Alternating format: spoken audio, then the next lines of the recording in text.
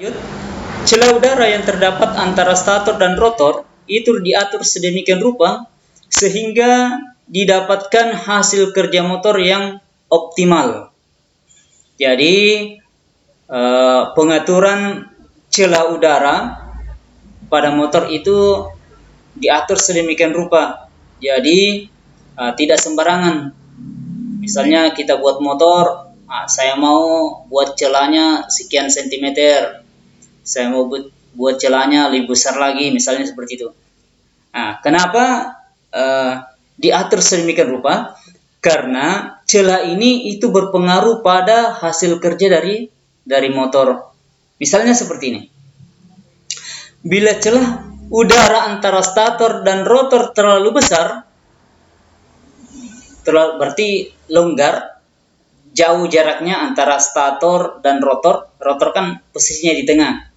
Jadi kalau misalnya celahnya itu jauh, longgar atau terlalu besar, maka itu akan mengakibatkan efisiensi motor induksi rendah, sehingga putaran motor nanti juga semakin kecil.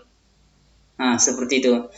Sebaliknya, kalau misalnya jarak antara celah itu juga terlalu kecil atau terlalu sempit, kalau misalnya jaraknya, misalnya ini adalah stator, ini adalah rotor, kalau misalnya terlalu sempit juga celahnya atau rongga udaranya, maka ini bisa juga menimbulkan kesukaran mekanis pada mesin. Jadi rotor ini susah untuk bergerak, mungkin karena bergesekan dengan stator, seperti itu.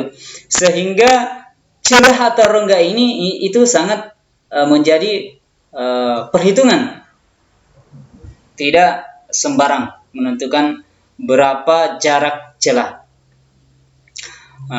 Berikutnya, bagian yang ketiga adalah rotor. Merupakan bagian yang bergerak akibat adanya induksi magnet dari kumparan stator yang diinduksikan kepada kumparan rotor. Berdasarkan bentuk konstruksi rotor, maka motor induksi dapat dibagi menjadi dua jenis.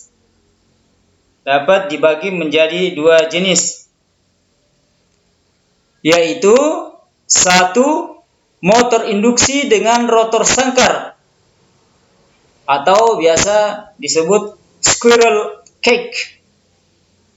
Bagian mesin yang berputar bebas dan letaknya bagian dalam, terbuat dari besi laminasi yang mempunyai slot dengan batang aluminium atau tembaga yang dihubung singkatkan pada ujungnya.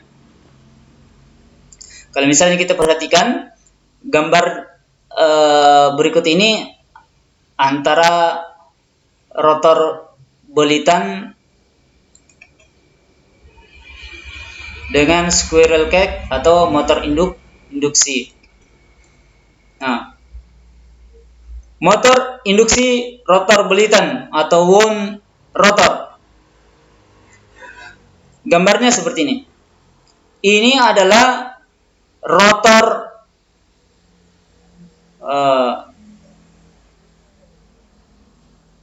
sangkar tupai atau biasa disebut dengan rotor sangkar. Jadi rotor sangkar itu kalau misalnya kita perhatikan itu tidak mempunyai belitan, tetapi ada konduktor yang dihubungkan, bagian ujung-ujungnya di sini dihubungkan, jadi ada konduktor di sini di bagian sisi-sisinya. Kemudian pada bagian ujung-ujungnya itu dihubung singkatkan sehingga nanti akan timbul induksi. Sedangkan yang jenis ini adalah rotor belitan. Ini rotor belitan karena di bagian rotornya atau bagian yang bergerak ini itu ada lilitan kawat yang disebut dengan wound rotor. Ya. Jadi kalau misalnya kalian buka motor kemudian ada lilitan pada rotornya, berarti dia adalah jenis rotor belitan. Kalau tidak ada berarti jenis rotor sangkar. Konstruksi rotor motor induksi terdiri dari bagian-bagian sebagai berikut. Yang pertama adalah inti rotor.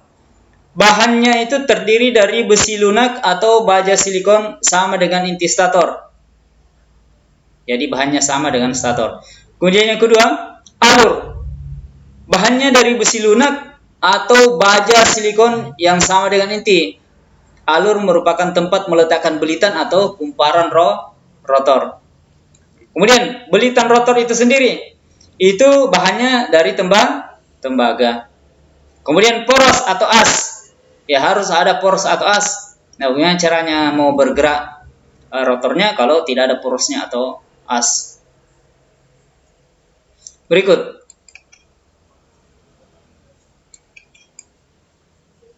Prinsip kerja motor induksi. Jadi motor induksi bekerja berdasarkan induksi elektromagnetik dari kumparan stator pada kumparan rotornya. Garis-garis gaya flux yang diinduksikan dari kumparan stator akan memotong kumparan rotornya sehingga timbul GGL, gaya gerak listrik, atau tegangan induksi, dan karena penghantar kumparan rotor merupakan rangkaian yang tertutup, maka akan mengalir arus pada kumparan rotor. Penghantar atau kumparan rotor yang dialiri arus ini berada dalam garis gaya atau flux yang berasal dari kumparan stator, sehingga kumparan rotor akan mengalami gaya Lorentz yang menimbulkan torsi yang cenderung menggerakkan rotor sesuai dengan arah gerakan medan induksi stator.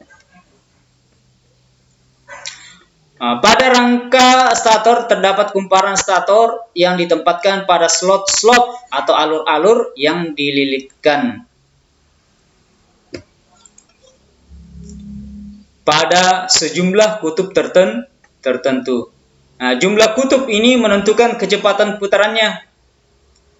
Ya, jadi jumlah kutub itu menentukan kecepatan putaran dari motor ya. Nah,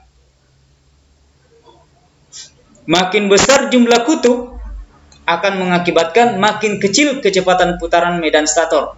Nah, sebaliknya juga, makin kecil jumlah kutub, maka putarannya semakin cepat. Nah, di sini dirumuskan Ns sama dengan 120 F per P, di mana F adalah frekuensi kita itu 50 Hz. Jadi dikali 50, kemudian P itu adalah jumlah pasang kutub. Jadi berapa pasang? Jadi karena P itu adalah pembagi, maka makin besar pembaginya, maka hasilnya makin kecil. Makanya dikatakan makin banyak jumlah kutubnya, maka putarannya semakin kecil. Tapi makin sedikit jumlah kutubnya, maka putarannya semakin cepat.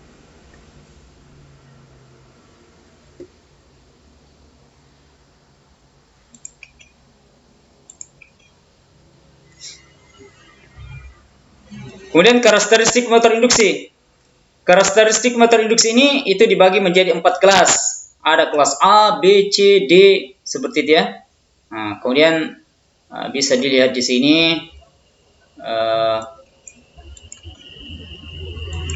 Untuk kelas A, karakteristiknya apa? Ya, kelas B, kemudian kelas C. Nah, nanti materinya akan saya kirimkan ya, supaya bisa dibaca-baca juga. Kelas D.